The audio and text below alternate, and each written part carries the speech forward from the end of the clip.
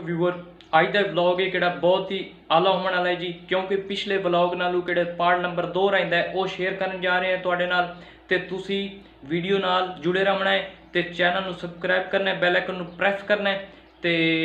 Video नूं अपने दोस्तों नाल शेयर करना है ते अपनी राय का इजहार कमेंट दसा है तुहानूं वीडियो कैसी लगी। तो चलते हैं जी वीडियो आल।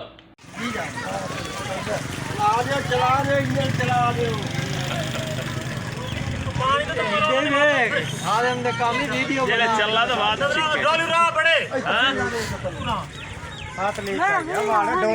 रब्बे दी वीडियो बना, रब्बे दी छोटी बना, पहला बना लाओ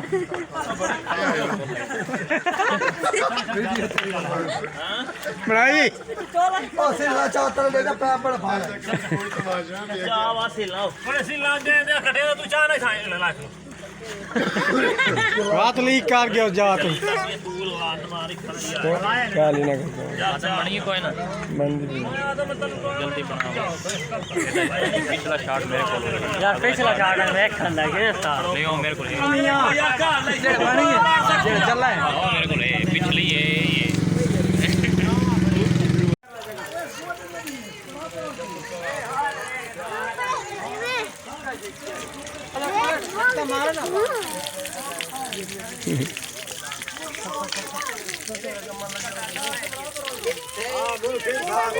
वैसे बाल्टी घुमान है उससे घुमावा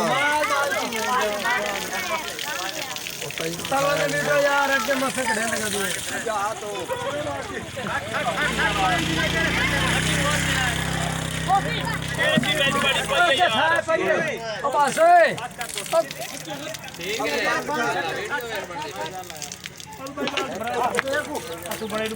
तू बाल्टी छट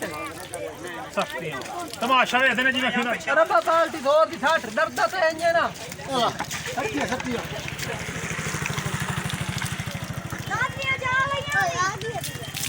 पानी खाने के पास की है 1000 रुपए कटे ये जो पानी 2000 रुपए से ज्यादा पानी करेगा भी है बस भरा कर मूत्र नु यार 60 पता जाऊ काट ले फांसी बात छोड़ो बात कर पक्का जोर मार अच्छा एक करी भरा के सब चलाया है बस एक तो पानी मोक गया अच्छा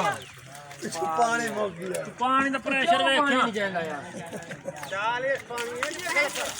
है सब पानी पिछु पानी मुक्का ना आता बात पिछु वे लो चल दे पानी के बाद कर लो बात चाल चल सी बात अच्छा